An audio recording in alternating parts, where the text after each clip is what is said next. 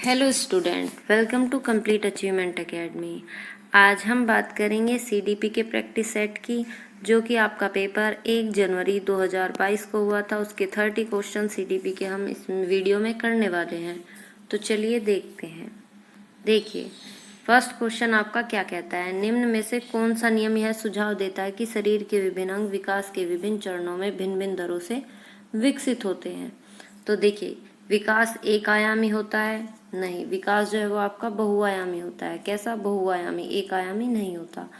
विकास एक दिशीय होता है, विकास जो है वो भी बहुदिशीय होता है। तो ये भी ऑप्शन आपका रॉन्ग होगा। विकास एक असतत प्रक्रिया है? नहीं, विकास जो है वो सतत प्रक्रिया है, कॉन्टिन्यूअस प्रोसेस है, जो कि जीवन पर्यंत में चलता रहता है। जन्म से आप बोल सकते हैं कि मृत्यु तक जो है आपका विकास चलता रहता है। विकास की दिशा अधोगामी एवं शीर्षगामी है। देखिए, फोर्थ ऑप्शन जो है वो आपका राइट हो जाता है। देखिए, विकास की दशा जो है उसकी दिशा क्या है? अधोगामी और शीर्षगामी, प्रोक्सिमोडिस्टल और सिपेलोपोडल। देखिए, आप कैसे करेंगे पता? शीर्षगामी, शीर्ष से पता चलता है शीर्ष, तो यानी कि कोई व्यक्ति है, ये कोई व्यक्ति है, तो शीर्षगामी में उसका विकास कैसे होगा? सर से पैर की ओर। कैसे होगा? सर से पैर की ओर। ये भी एक आपका क्वेश्चन बन सकता है कि शीर्षगामी में विकास किस तरह से होता है, तो सर से पैर की ओर। और अधोगामी जो होगा, जैसे ये कोई आपका मनुष्य है, तो इसका अधोगामी, इसमें क्या बोलते हैं कि केंद्र से बाहर की ओर। विकास किस तरह से होता है अधोगामी में? केंद्र से बाहर की ओर। ठीक है, तो चलिए नेक्स्ट क्वेश्चन देखते हैं। निम्न में से कौन सा कथन सही है? देखिए, सही कथन छांटना है। बच्चों का विकास एक सामाजिक सांस्कृतिक परिक्षेप में होता है। बिल्कुल, ये ऑप्शन जो है वो आपका राइट हो जाता है, ऑप्शन नंबर फर्स्ट। बच्चों का विकास एक सामाजिक और सांस्कृतिक परिक्षेप में रहता है। बच्चे वह अवधि है जिसे 10 विभिन्न अवस्थाओं में बांटा। देखिए, कोई ऐसे 10 विभिन्न अवस्थाओं में नहीं बांटा गया। बच्चे की सोच सामाजिक अंतःक्रिया से प्रभावित नहीं होती। देखिए, सामाजिक अंतःक्रिया से प्रभावित होती है, तो इसने लिखा है नहीं होती, तो ये भी आपका क्या है? रॉन्ग आंसर हो जाएगा। बच्चे का विकास केवल, देखिए केवल आपका एक नेगेटिव टैग वर्ड है, तो केवल आनुवांशिक पर तो आधारित नहीं है, आपकी हेरेडिटी और एनवायरमेंट दोनों पर आधारित है। आनुवांशिक और वंशानुक्रम दोनों पर आधारित है। नेक्स्ट देखते हैं, आपका वातावरण और आनुवांशिक दोनों पर आधारित है। नेक्स्ट देखते हैं, आनुवांशिक विन्यास के पूर्व निर्धारित रूप से प्रकट होने की प्रक्रिया क्या कहलाती है? देखिए, पूर्व निर्धारित होने की प्रक्रिया क्या कहलाएगी? तो आपकी क्या कहलाती है? सामाजिकरण। क्या बोलते हैं? सामाजिकरण। नेक्स्ट क्वेश्चन देखते हैं, क्या पूछा गया है? डैश सामाजिकरण। देखिए, सामाजिकरण से पहला क्वेश्चन सामाजिकरण से था, ये भी आपका सामाजिकरण से पूछा गया है। तो देखिए, सामाजिकरण की वीडियो हमारे चैनल पर डाल दी गई है, आप वहां से हमारी वीडियो को देख सकते हैं। सामाजिकरण का प्राथमिक और डैश सामाजिकरण का द्वितीयक कारक है। देखिए, हमने आपको बताया कि सामाजिकरण का प्रथम कारक क्या है आपका? परिवार। जिस भी परिवार में आप बड़े होते हो वही क्या है आपका? प्राथमिक कारक है। और द्वितीयक कारक क्या होता है आपका? विद्यालय। क्या होता है आपका? विद्यालय।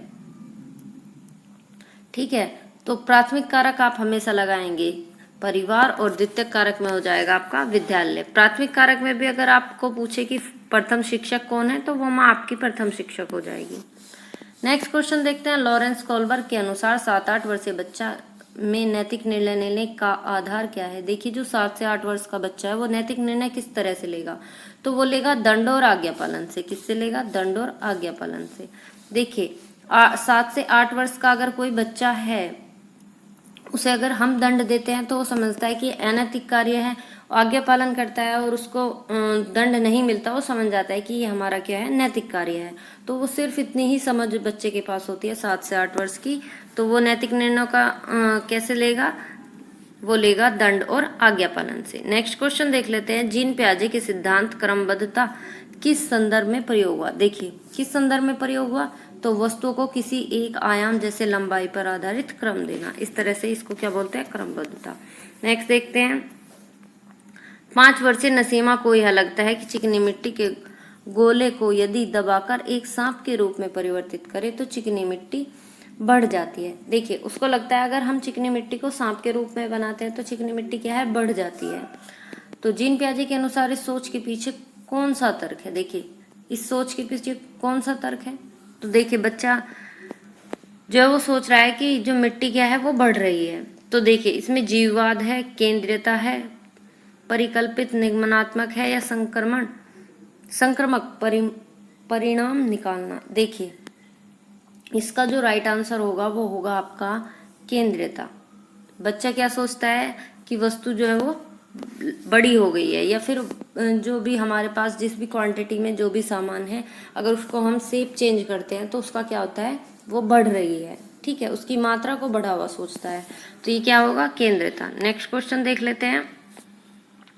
लेव वाइगोस्की ने संज्ञानात्मक विकास का सिद्धांत डैश पर आधारित है। किस पर आधारित है, तो वो जो लेव वाइगोस्की है उन्होंने क्या दिया था, सामाजिक संरचना का। ठीक है, तो आंसर हो जाएगा आपका सामाजिक संरचना। नेक्स्ट देखते हैं लेव वाइगोस्की। देखिए ये भी लेव वाइगोस्की, जीन पियाजे, ये आपकी मोस्ट इंपोर्टेंट है। इनसे क्वेश्चन जो है वो सीडीपी में मोस्टली पूछ लिया जाता है, पूछते ही है हर साल क्वेश्चन, ये आएगा ही आएगा। लेव वाइगोस्की ने बच्चे के स्वयं से संवाद करने की प्रक्रिया के लिए किस शब्द का प्रयोग किया। देखिए जो बच्चा स्वयं से संवाद करता है तो उसे हम क्या कहेंगे, निजी संवाद। ठीक है, तो उसको क्या कहेंगे, प्राइवेट स्पीच। क्या कहेंगे, निजी संवाद या प्राइवेट स्पीच। किसके अकॉर्डिंग, लेव वाइगोस्की के अकॉर्डिंग। नेक्स्ट देखते हैं, एक प्रतिभाशाली कक्षा की निम्न में से कौन सी विशेषताएं हैं। देखिए कक्षा कैसी है, प्रतिभाशाली है, तो उसमें उसकी विशेषताएं क्या होनी चाहिए। देखिए ड्रिल और अभ्यास पर जोर देना, ये जो ऑप्शन है आप कट कर सकते हैं, क्योंकि ड्रिल और अभ्यास पर जोर नहीं देना है हमें। ठीक है, तो आपको पता है अभ्यास क्या है, हमारा एक नेगेटिव टैग वर्ड है। ठीक है, योग्यता आधारित स्थायी अलगाव, देखिए कोई अलगाव भी नहीं करना है, ये भी आपका नेगेटिव हो जाएगा। सहयोगपूर्ण अधिगम, देखिए सहयोगपूर्ण अधिगम क्या होगा आपका, पॉजिटिव टैग वर्ड होगा। तो ये सहयोगपूर्ण अधिगम आपको, अगर कोई आपकी प्रगतिशील कक्षा है तो उसकी विशेषता होनी चाहिए कि वहाँ पे जो है अधिगम कैसा हो, सहयोगपूर्ण हो।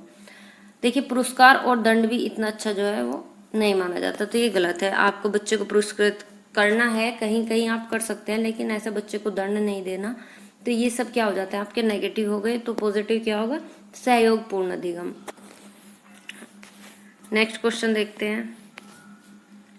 एक बच्चे, देखिए एक बच्चे में दूसरों की नीयत और इच्छाओं को समझने की योग्यता है।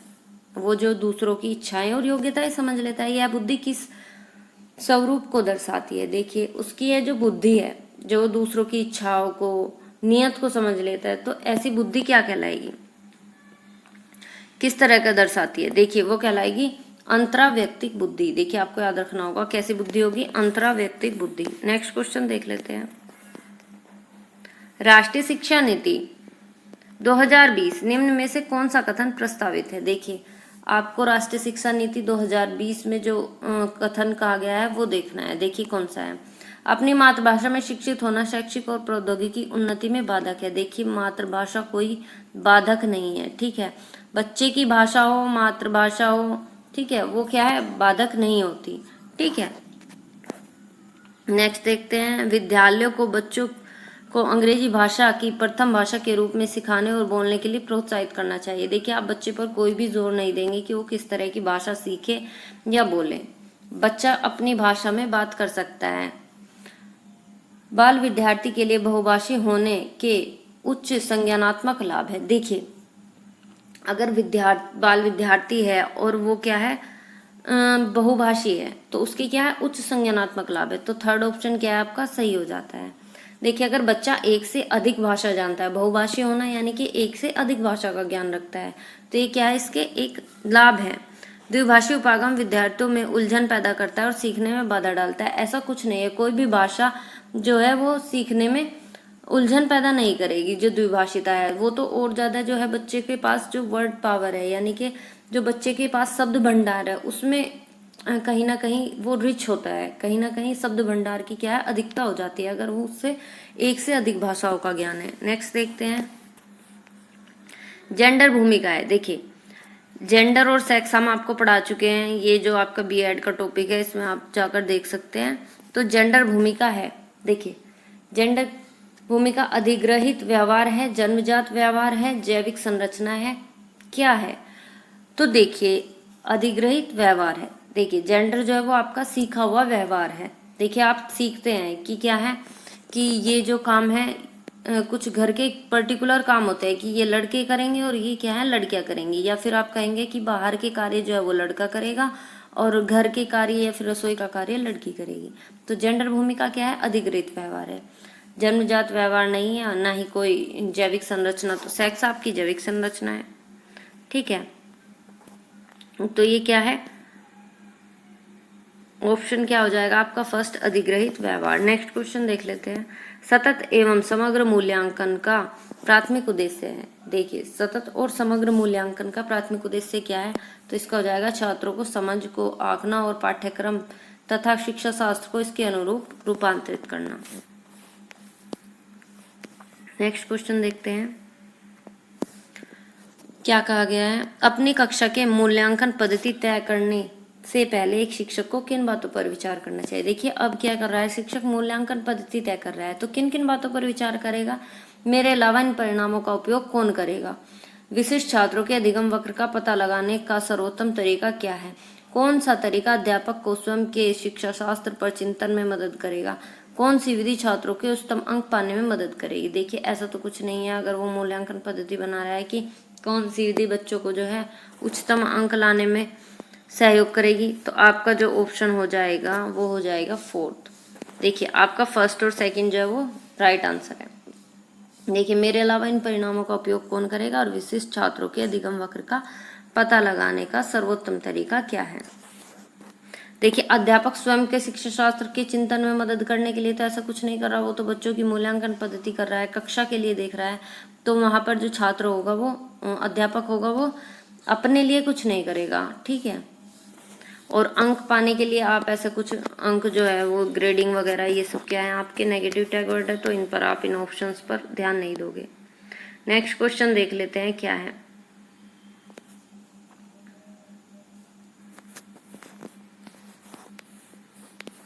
रिपीट हो गया ये क्वेश्चन। नेक्स्ट देखते हैं क्वेश्चन नंबर 16। देखिए इसमें क्या पूछा गया है, इसने कहा कि आर्थिक रूप से कमजोर वर्ग EWS का आरक्षण केवल सरकारी विद्यालयों में ही उपलब्ध कराया जाए। देखिए समावेशी शिक्षा से क्या अभिप्राय है। देखिए जो समावेशी शिक्षा थी वो हमने पढ़ा दी है, उसकी वीडियो पड़ी हुई है, लेकिन देखिए अगर आपको समावेशी शिक्षा समझनी है तो हम आपको थोड़ा सा यहाँ पर डिटेल में समझा देते हैं। समावेशी शिक्षा कैसी शिक्षा है, जहाँ पर हर कैटेगरी का बच्चा, चाहे वो OBC हो, चाहे वो जर्नल कैटेगरी का हो, प्रत्येक कैटेगरी का बच्चा, चाहे वो और प्रत्येक एक तरह से जेंडर बोल सकते हैं या सेक्स, लड़का या लड़की, या फिर किसी भी धर्म से हो, जाति से हो, समुदाय से हो, ठीक है, या फिर किसी भी पृष्ठभूमि से हो, गरीब हो, अमीर हो, या फिर आप दिव्यांग भी हो सकता है बच्चा, किसी भी प्रकार का बच्चा होगा। यानी कि जितने भी बच्चे हैं, जितने भी प्रकार बन सकते हैं, वो सभी एक ही स्कूल में। ऐसा कुछ नहीं है कि बच्चे के लिए कि ये बच्चा अलग पढ़ेगा ये अलग, तो ऐसे समावेशन करता है इन सभी का, ठीक है।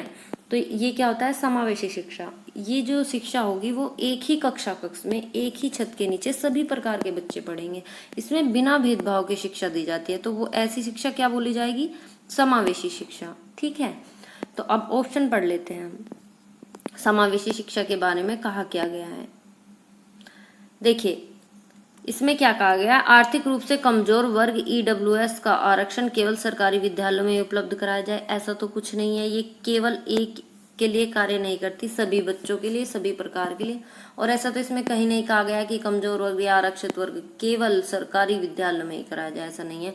दिव्यांग छात्रों को सिर्फ विशेष विद्यालय, देखिए हमने कहा था दिव्यांग छात्र भी एक ही स्कूल में पढ़ेंगे, इसमें क्या कहा, सिर्फ विशेष विद्यालयों में, ऐसा कुछ नहीं है, ठीक है। सरकारी विद्यालयों में केवल अंग्रेजी भाषा पढ़ाई जाए, इस भी भाषा का ऐसा कोई वर्णन नहीं है। देखिए फोर्थ क्या है, योग्यता से परे होकर सभी बच्चों की गुणवत्ता शिक्षा उपलब्ध कराई जाए। देखिए फोर्थ ऑप्शन जो है वो आपका राइट हो जाता है। देखिए सभी बच्चों को गुणवत्ता शिक्षा उपलब्ध कराई जाए, कोई भी बच्चा हो, किसी भी पृष्ठभूमि का हो, उन सभी को क्या है, शिक्षा दी जाए।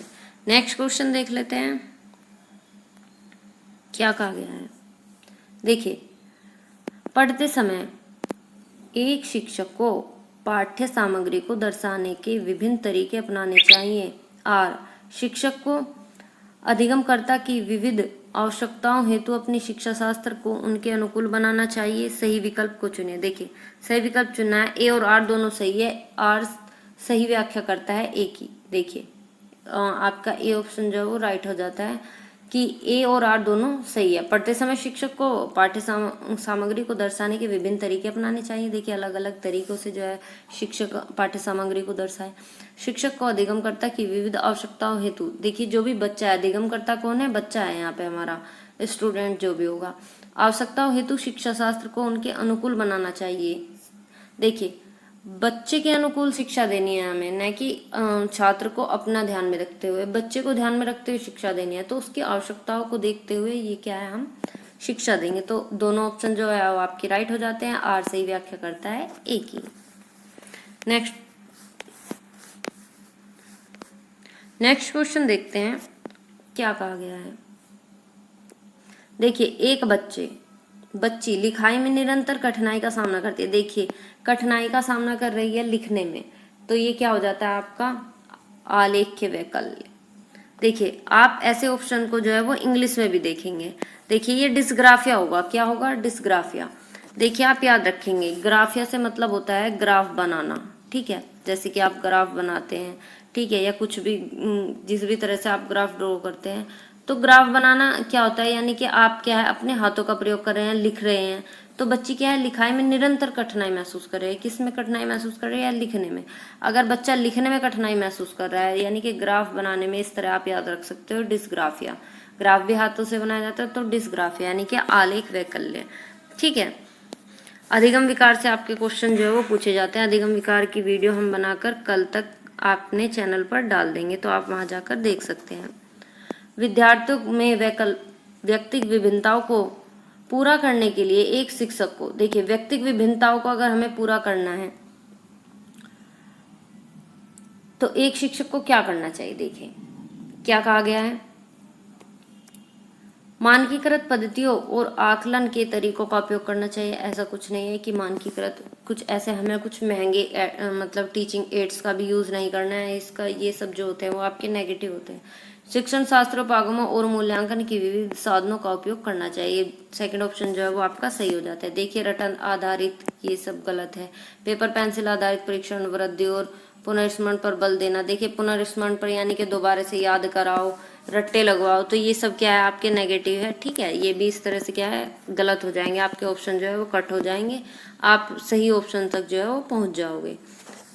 निम्न में से कौन सा सृजनात्मकता का अनिवार्य लक्षण है। देखिए अब सृजनात्मकता से क्वेश्चन पूछा गया है, ठीक है, तो उससे जो आपकी सृजनात्मकता है उसका अनिवार्य लक्षण क्या है।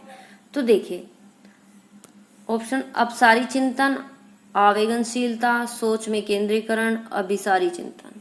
देखिए आपका ऑप्शन हो जाएगा अपसारी चिंतन। सृजनात्मकता अपसारी कैसा होता है, देखिए जो एक से अधिक सोच बातों को, एक काम को करने के एक से अधिक तरीके, या एक प्रश्न को हल करने के एक से अधिक तरीके, इस तरह से, या फिर एक ऐसा चिंतन जिससे हम अलग अलग तरह से विभिन्न अलग अलग चीजों के बारे में जो है वो सोच सके, तो उसको क्या बोलेंगे? अपसारी चिंतन।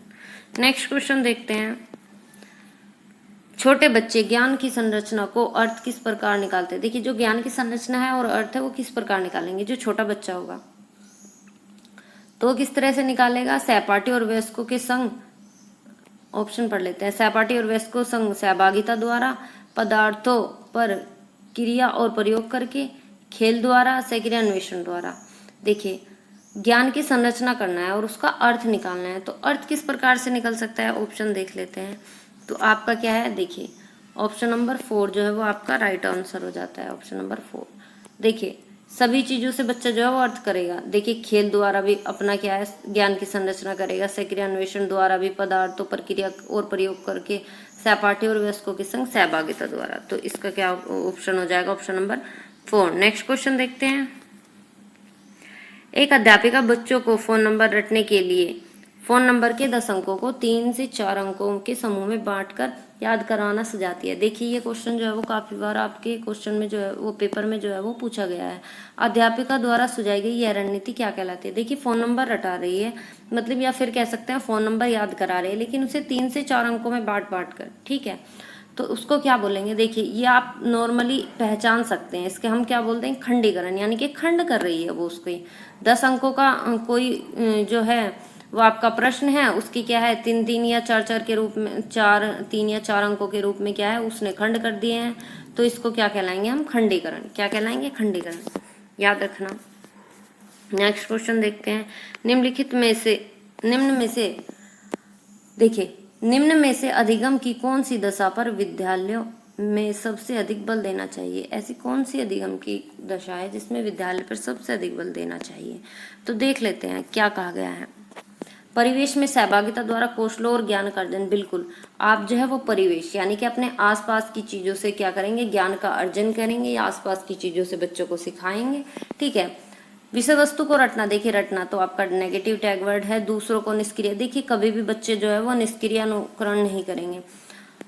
उद्दीपन अनुबंध संबंधों द्वारा व्यवहार का अनुबंध। देखिए उद्दीपन अनुबंधों द्वारा व्यवहार का अनुबंध ये भी बच्चे नहीं करेंगे। आपको क्या करना है? विद्यालय में सबसे अधिक बल किस चीज पर देना है? परिवेश की सहभागिता, क्योंकि आपका जो एनसीएफ है वो भी आपका यही कहता है कि बच्चे को जो है आप जो है सामान्य परिवेश से सिखाओ। ठीक है, बच्चों को जो है वो डेली लाइफ की जो रोजमर्रा की आपकी चीजें हैं उनसे सिखाओ।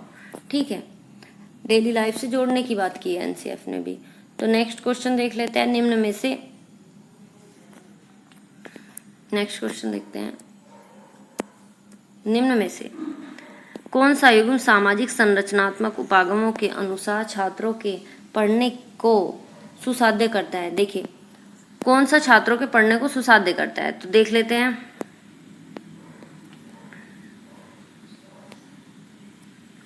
देखिए परिमित विविध प्रकार की पुस्तकें और विद्यालयों को, सेकंड ऑप्शन जो है वो आपका राइट हो जाता है, विद्यालयों को पढ़ने के लिए देती है, जो कि विद्यार्थी एक विशिष्ट पुस्तक पढ़ते हैं उन्हें नियमित रूप से पुस्तक पर परिचर्चा करने के लिए कहती है। देखिए परिचर्चा आपका एक पॉजिटिव टैग वर्ड होता है। नेक्स्ट देख लेते हैं क्या कहा गया है। नए शब्दों का अर्थ समझने के लिए संदर्भ संबंधी संकेतों का इस्तेमाल पर बल देती है। देखिए तो आपका जो थर्ड ऑप्शन है वो क्या है? राइट हो जाता है, सेकंड और थर्ड। नेक्स्ट क्वेश्चन देखते हैं।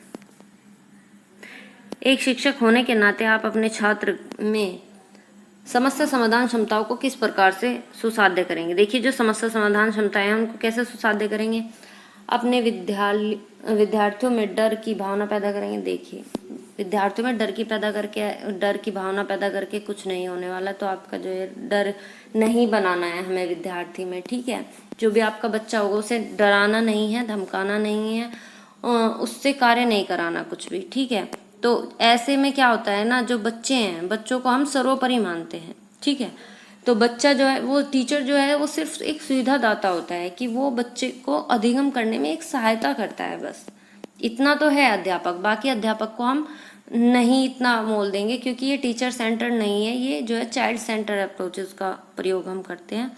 बच्चे को ध्यान में रख के हमें सब कुछ कराना है, पढ़ाना है, बच्चे को ध्यान में रख के पाठ्यक्रम उसके अकॉर्डिंग बनाना है, सब कुछ इसी के अकॉर्डिंग चलेगा। ठीक है, तो इसमें जो आपका राइट आंसर हो जाएगा वो होगा थर्ड, समरूपों के इस्तेमाल को बढ़ावा देकर। ठीक है, नेक्स्ट देखते हैं। निष्क्रिय रटन। देखिए रटन पद्धति का नहीं उपयोग करना। मोस्टली ऑप्शन जो है वो आपके टैग वर्ड से भी हो जाते हैं। देखिए कुछ तो 2 से 3 जो है वो टैग वर्ड देखते ही आप बता देंगे कि ये जो ऑप्शन होगा ये राइट नहीं होगा। निम्न में से कौन सा कथन सार्थक अधिगम को सुसाध्य करेगा? देखिए सार्थक अधिगम को कौन सा सुसाध्य करेगा, तो देख लेते हैं। एक, समस्या पर विविध तरीकों से विचार करने के लिए प्रोत्साहित करना। देखिए समस्या एक है, उस पर किस तरह विविध तरीकों से अलग अलग तरह से जो है वो विचार करने पर प्रोत्साहित करना, तो ये जो होगा आपका राइट ऑप्शन होगा। नेक्स्ट देख लेते हैं। अगर विद्यार्थी अपने कार्य की सफलता को आंतरिक कारणों पर आरोपित करता है। देखिए कोई विद्यार्थी है वो अपनी सफलता को क्या कर रहा है? आंतरिक कारणों पर आरोपित कर रहा है, तो उनमें डैश की भावना होगी। देखिए अगर आंतरिक कारणों पर आरोपित कर रहा है तो उसमें कैसी भावना होगी? तो बच्चे में कैसी भावना होगी? गर्व की भावना होगी। कैसी? गर्व की। नेक्स्ट क्वेश्चन देख लेते हैं। शिक्षा के प्राथमिक स्तर पर बहुसंवेदी उपागमों के इस्तेमाल को प्रोत्साहित करना चाहिए, क्योंकि देखिए शिक्षा का जो प्राथमिक स्तर है उसमें बहुसंवेदी उपागमों का इस्तेमाल किस लिए करना चाहिए? तो यह अधिगम को और अधिक प्रभावशाली बनाता है। क्या करता है? अधिगम को और अधिक प्रभावशाली बनाता है। तो फर्स्ट ऑप्शन जो है वो आपका राइट हो जाता है। नेक्स्ट देखते हैं, बच्चे अक्सर विभिन्न संकल्पों के बारे में वैकल्पिक संकल्पनाएं और भ्रांतियां गठित कर लेते हैं। इस संदर्भ में निम्न में से कौन सा कथन सही नहीं है? देखिए कौन सा कथन सही नहीं है। तो ये क्या है? एक अध्यापिका को बच्चों द्वारा गठित वैकल्पिक संकल्पनाओं और भ्रांतियों को सख्त रूप से हतोत्साहित करना चाहिए। नेक्स्ट देख लेते हैं, बच्चों को वयस्कों के में वैकल्पिक संकल्पनाओं को भ्रांतियों का गठन बहुत स्वाभाविक है। अध्यापिका को निश्चित रूप से इन वैकल्पिक संकल्पनाओं और भ्रांतियों का पर गौर करना चाहिए क्योंकि ये सीखने सिखाने की प्रक्रियाओं में महत्वपूर्ण है। देखिए इसका ऑप्शन देख लेते हैं, ऑप्शन नंबर कौन सा सही हो जाता है? फर्स्ट जो है वो फर्स्ट ही आपका सही हो जाता है क्योंकि इसमें पूछा गया है नहीं। बच्चे अक्सर विभिन्न संकल्पनाओं के बारे में वैकल्पिक संकल्पनाएं और भ्रांतियां गठित कर लेते हैं। देखिए इस कथन में सही नहीं है। देखिए बच्चे किन किन से भ्रांतियां वो कर लेते हैं, अगर ये ऑप्शन है तो ये आपका मतलब क्या होता है, तो सारे ऑप्शन गलत हो जाएंगे। या फिर आप नहीं को देख लीजिए किससे नहीं होगा, तो फर्स्ट ऑप्शन जो है वो आपका सही हो जाता है। एक अध्यापिका को बच्चों द्वारा गठित वैकल्पिक संकल्पनाओं और भ्रांतियों को सख्त रूप से हतोत्साहित करना चाहिए। देखिए हतोत्साहित करना चाहिए। नेक्स्ट क्वेश्चन देख लेते हैं, निम्न में से अधिगम में कौन सा परिक्षेप्य यह कहता है कि ठोस प्रलोभनों और पुरस्कार द्वारा विद्यार्थियों को सिखाने के लिए अभिप्रेरित किया जा सकता है। देखिए मानवतावादी है, व्यवहारात्मक है, ज्ञानात्मक है, संज्ञानात्मक। ज्ञानात्मक संज्ञानात्मक एक ही बात हो सकती है, सामाजिक सांस्कृतिक। देखिए इसका ऑप्शन जो है वो आपका सेकंड ऑप्शन व्यवहारात्मक ये सही हो जाता है क्योंकि इसमें क्या पूछा गया, निम्न में से कौन सा अधिगम का प्रक्षेप्य यह कहता है कि ठोस प्रलोभनों और पुरस्कार द्वारा विद्यार्थी को सीखने के लिए अभिप्रेरित किया जा सकता है। देखिए पुरस्कारों द्वारा जैसे प्रलोभन दिया जाए, यानी कि आपको कुछ भी पुरस्कृत किया जाए या किसी चीज के लिए कहा जाए कि प्रलोभन देते हैं कि मतलब जैसे आजकल दिया जाता है कि अगर तुम्हारी नौकरी नहीं लगेगी तो क्या तुम्हारी शादी नहीं होगी, तो इस तरह के प्रलोभन देते हैं या इस तरह के ऑफर जो बोल सकते हैं आप वो देते हैं, वो कैसे अभिप्रेरित किया जा सकता है। तो ऐसे कौन से परिक्षेप पे कहलाता है? व्यवहारात्मक। ठीक है, तो सेकंड ऑप्शन जो है वो आपका सही हो जाता है। आई होप आपको ये वीडियो पसंद आई होगी।